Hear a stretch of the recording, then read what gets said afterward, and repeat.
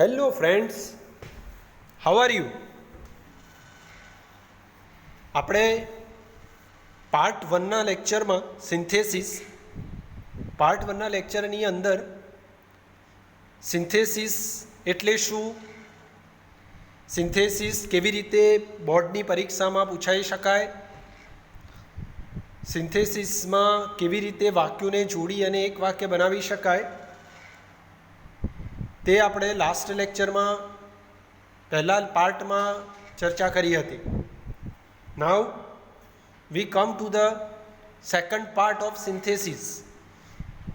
મિત્રો, આપણે જાણીએ છીએ કે સિન્થેસિસ એટલે તમને 3 અથવા 4 વાક્યો આપ્યા હોય, એ 3 અથવા 4 વાક્યોને જોડી અને આપણે એક સિંગલ સેન્ટેન્સ બનાવવાનું હોય છે.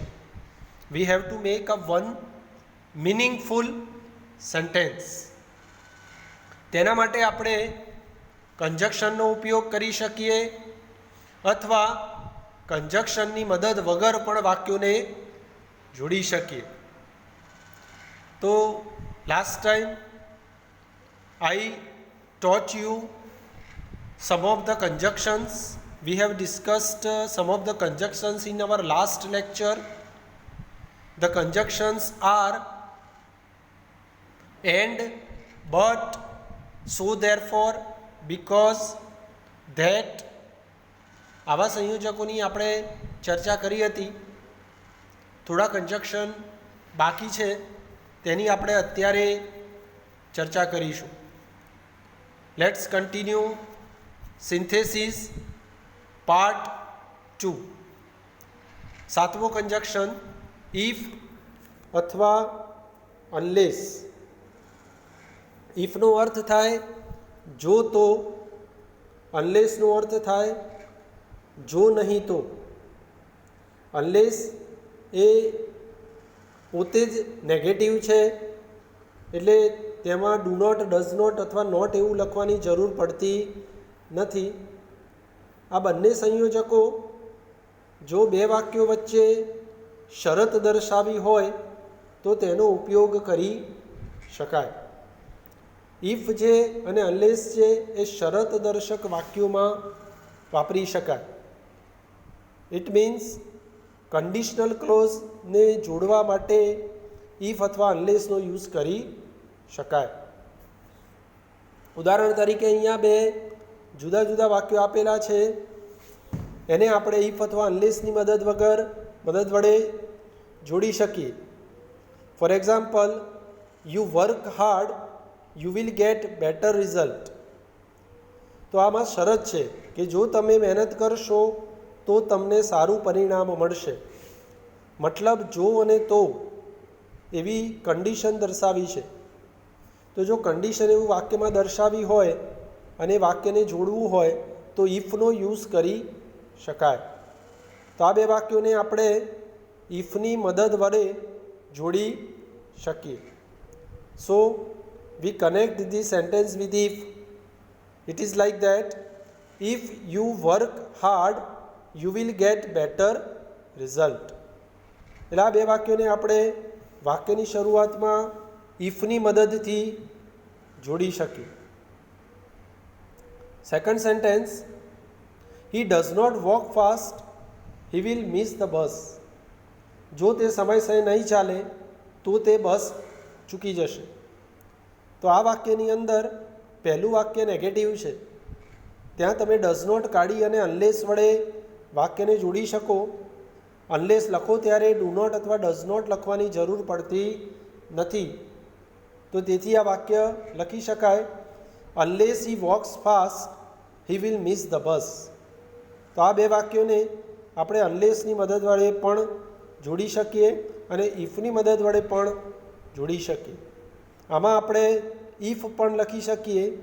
આપણે લખી શકીએ કે if he does not walk fast he will miss the bus. તો ઇફ અને અનલેસ જે છે તે શરત દર્શાવતા વાક્યોને જોડવા માટે યુઝ કરી શકાય. Now let's come to another conjunction. સમય દર્શાવતા સંયોજકો. જો વાક્યોમાં સમય દર્શાવ્યો હોય તો તમે વેનનો ઉપયોગ કરી શકો. વેનનો અર્થ થાય જ્યારે ત્યારે. આપણે ઉદાહરણ તરીકે એવું કહીએ કે જ્યારે શિક્ષક આવ્યા ત્યારે અમે વર્ગમાં ભણી રહ્યા હતા અથવા વાંચી રહ્યા હતા. તો સમય દર્શાવે છે કે શિક્ષક આવ્યા ત્યારે શું ક્રિયા ચાલતી હતી. તો ત્યાં તમે વેનનો ઉપયોગ કરી અને વાક્યને જોડી શકો. તેવી જ રીતે બિફોરનો અર્થ થાય પહેલાં. આફ્ટરનો અર્થ થાય પછી. ટીલ અને અનટીલ તેનો અર્થ થાય જ્યાં સુધી ત્યાં સુધી. ફોર એક્ઝામ્પલ, અહીંયા સેન્ટેન્સ આપ્યું છે, what are you doing, I call you. બે વાક્યો અલગ અલગ છે. તો આપણે કહી શકીએ કે મેં તને કોલ કર્યો, જ્યારે મેં તને કોલ કર્યો ત્યારે તું શું કરી રહ્યો છે. તો આપણે વેનની મદદ વડે જોડી શકીએ કે what are you doing when I call you or vote var you doing when I call you. તો તમે વેનની મદદ વડે વાક્યને જોડી શકો. તો જ્યારે મેં તને કોલ કર્યો ત્યારે તું શું કરી રહ્યો છે. તો વેનની મદદ વડે જોડી શકાય. ટીલ અથવા અનટીલની મદદ વડે પણ વાક્યને જોડી શકાય. એનો અર્થ થાય જ્યાં સુધી ત્યાં સુધી. ઉદાહરણ તરીકે લખ્યું છે, don't leave the class, I permit you. તો જ્યાં સુધી હું તને પરમિટ ન આપું ત્યાં સુધી વર્ગ તારે છોડવો નહીં. તો જ્યાં સુધી ત્યાં સુધી ટીલ અથવા અનટીલનો યુઝ કરી શકાય. તો આપણે ટીલની મદદ વડે જોડીએ તો વાક્ય બનશે, don't leave the class till I permit you. તો આપણે આ બે વાક્યોને ટીલની મદદ વડે જોડી શકીએ. તેવી જ રીતે બિફોર અને આફ્ટર વાક્યના અર્થ પ્રમાણે આપણે લખી અને જોડી શકાય. તો આ સમય દર્શાવતા સંયોજકો હતા. હવે આગળના જે સંયોજકો છે તેને આપણે રિલેટિવ પ્રોનાઉન્સ તેમ કહી અને ઓળખીએ છીએ. રિલેટિવ પ્રોનાઉન્સ સંયોજક તરીકે પણ યુઝ કરી શકાય. રિલેટિવ પ્રોનાઉન્સ નામના અર્થમાં વધારો કરવા માટે વપરાય. એટલે નામના અર્થમાં વધારો કરતા સંયોજક તરીકે રિલેટિવ પ્રોનાઉન્સનો યુઝ કરી શકાય. પહેલું રિલેટિવ પ્રોનાઉન છે હુ. આમ તો હુ એટલે પ્રશ્ન પૂછવાનો નથી, પણ જોડવા માટે આપણે એને કંજક્શન તરીકે ઉપયોગ કરવાનો છે. જો કંજક્શન તરીકે તેનો યુઝ કરવામાં આવે તો હુનો અર્થ થાય જે. હું એ સંયોજક તરીકે યુઝ કરવાનો છે. એને રિલેટિવ પ્રોનાઉન્સ આપણે કહીએ છીએ. હું છે તે નામના અર્થમાં વધારો કરવા માટે વપરાશે. તો પહેલાં નામ લખ્યું હશે, પછી નામ પછી તરત હુનો ઉપયોગ કરો અને હું પછી સામાન્ય રીતે ક્રિયાપદ વપરાય છે. બ્રેકેટમાં લખ્યું છે કે હુને શેના સ્થાને લખી અને જોડી શકાય. તો જો વાક્યમાં આઈ, વી, યુ, હી અથવા શી તેવા સર્વનામો આપ્યા હોય તો તેના સ્થાને હું લખી અને વાક્યને જોડી શકાય. તો અહીંયા આપણે લખ્યું છે, સપોઝ એક્ઝામ્પલ છે કે this is mister Patel, he is the best teacher. તો અહીંયા મિસ્ટર પટેલના સ્થાને આપણે હું લખી અને વાક્યને મિસ્ટર પટેલ પછી હું લખી અને વાક્યને જોડી શકીએ. તો લખી શકાય this is mister Patel who is the best teacher. તો આ બે વાક્યોને હીની જગ્યાએ હુનો ઉપયોગ કરી અને વાક્યને જોડી શકાય. હું જે રિલેટિવ પ્રોનાઉન છે અથવા સંયોજક છે તે મિસ્ટર પટેલ નામના અર્થમાં વધારો કરે છે અને હું વડે આપણે વાક્યને જોડી શકીએ છીએ. તો ઉપરના કન્ટેન્ટ પ્રમાણે, ઉપરના ફોર્મેટ પ્રમાણે મિસ્ટર પટેલ એ નામ છે. મિસ્ટર પટેલ પછી હું લખાય છે, પછી ક્રિયાપદ એટલે ઇઝ લખાય છે. અને બ્રેકેટમાં લખ્યું છે કે આપણે આઈ, વી, યુ, હી, શીના સ્થાને હું લખી શકીએ. તો બીજા વાક્યમાં જે હી આપ્યું છે તેને કાઢી અને આપણે હુનો ઉપયોગ કરી શકીએ. તો જવાબ લખાય છે ધીસ ઇઝ મિસ્ટર પટેલ, આઈ મિસ્ટર પટેલ છે, who is the best teacher, જે શ્રેષ્ઠ શિક્ષક છે.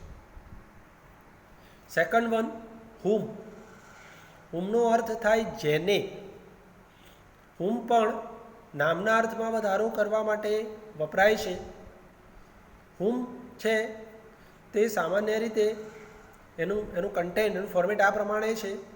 નામ આવશે, પછી હુમ લખાશે, પછી સર્વનામ લખાશે, પછી ક્રિયાપદ લખાશે. એમાં મી, હિમ, હર જેવા સર્વનામોના સ્થાને હુમનો યુઝ કરી શકાશે. હુમ પણ મનુષ્ય દર્શક નામના અર્થમાં વધારો કરવા માટે વપરાશે. એક્ઝામ્પલ લખ્યું છે, she is Kavya, I met her yesterday. તો આ બે વાક્યોને આપણે જોડવું છે.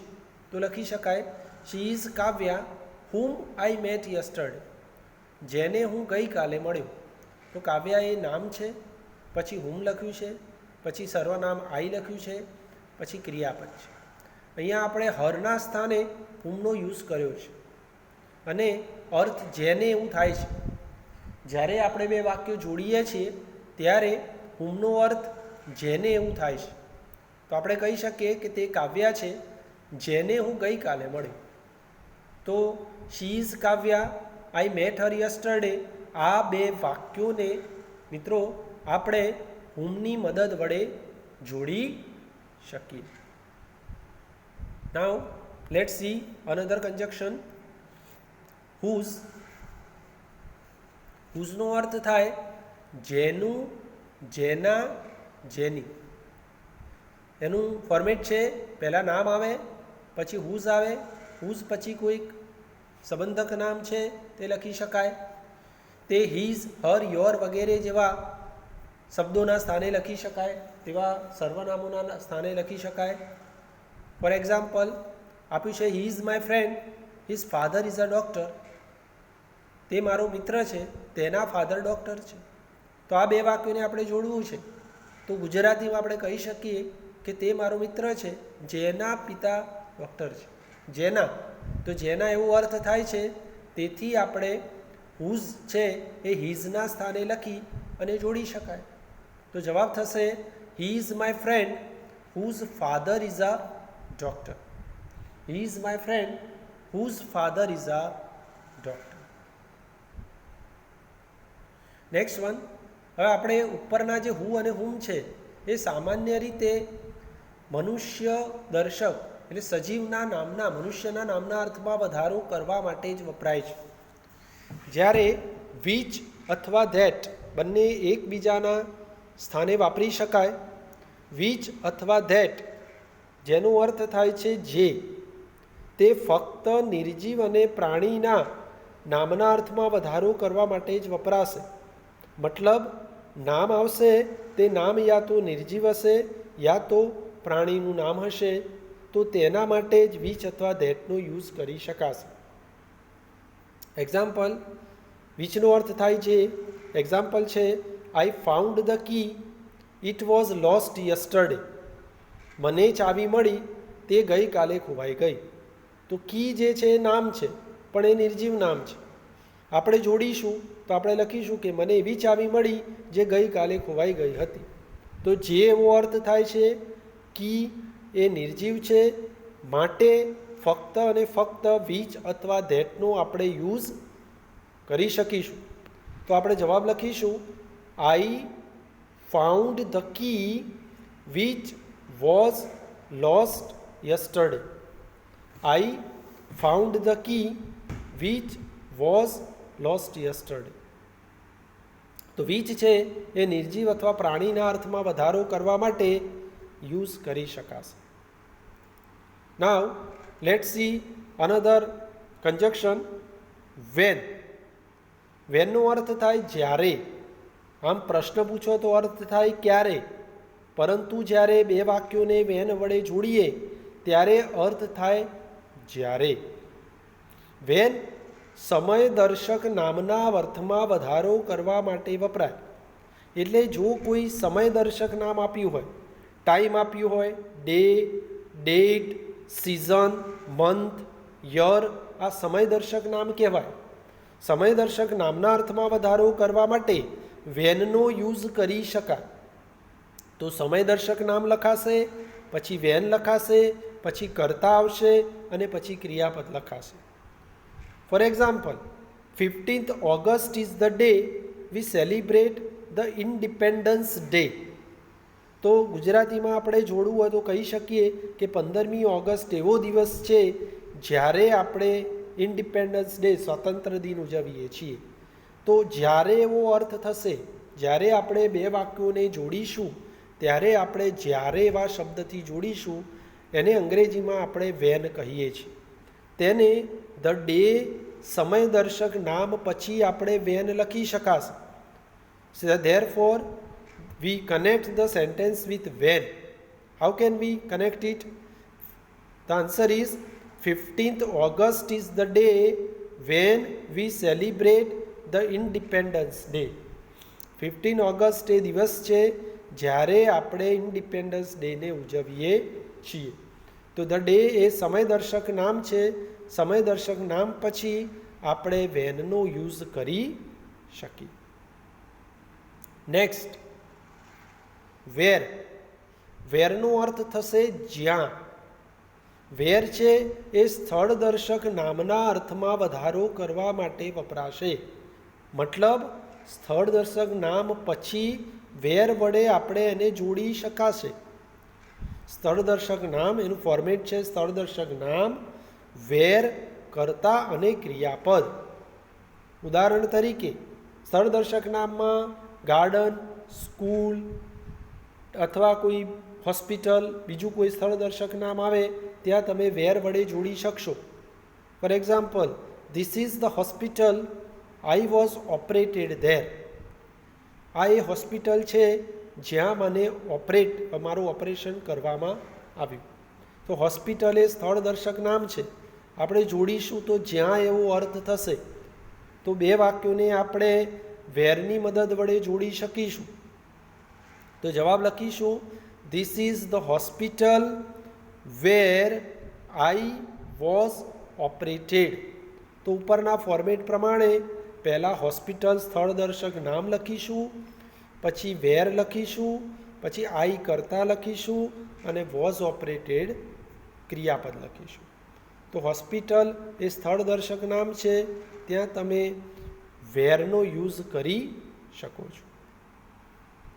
નેક્સ્ટ છે વાય. વાયનો અર્થ થશે કેમ અથવા શા માટે. વાય છે, વાય એ રીઝન, કારણદર્શક નામના અર્થમાં વધારો કરવા માટે વપરાશે. એટલે આપણે મિત્રો ખાસ યાદ રાખીશું કે જો ધ રીઝન એવો શબ્દ દેખાય તો તેના પછી વાય વડે લખી અને બે વાક્યોને જોડી શકીએ. તો the format of why is the reason, then why, then subject, then verb. એટલે ફોર્મેટમાં ધ રીઝન પછી વાય લખી, પછી કર્તા અને ક્રિયાપદ લખી અને વાક્યને જોડી શકાશે. For example, nobody knows the reason he left the school.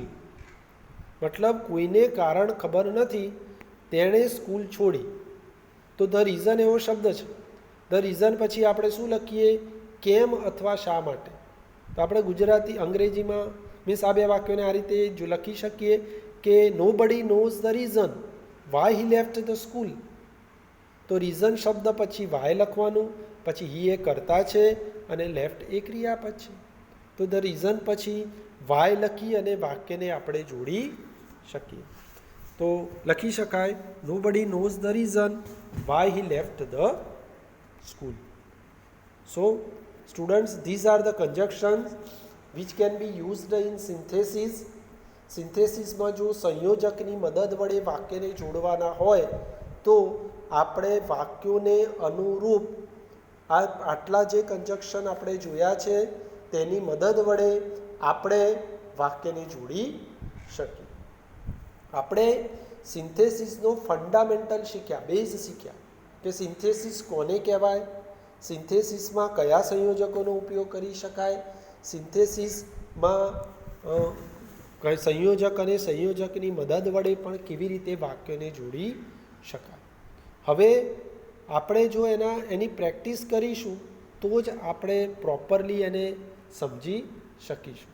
તો આપણે વર્કબુકમાંથી સિન્થેસિસના જે કોઈ પ્રેક્ટિસના વાક્યો આપેલા છે તેની આપણે પ્રેક્ટિસ કરી અને આ ટોપિકને વધારે મજબૂત બનાવીશું. તો મિત્રો નેક્સ્ટ આપણે ફોર્મેટમાં મીન્સ વર્કબુકમાં થોડાક જે પેરેગ્રાફની પ્રેક્ટિસ છે એ લખી અને હું તમને આન્સર મોકલીશું. તમે એનું ટ્રાય કરજો. એમાં બીજા કેટલાક ઉદાહરણો આપેલા છે, સેન્ટેન્સીસ આપ્યા છે, એની પણ તમારે ખાસ પ્રેક્ટિસ કરવી. ઓકે, તો this is our topic synthesis. તેની આપણે આજે ચર્ચા કરી. Okay, thank you, by.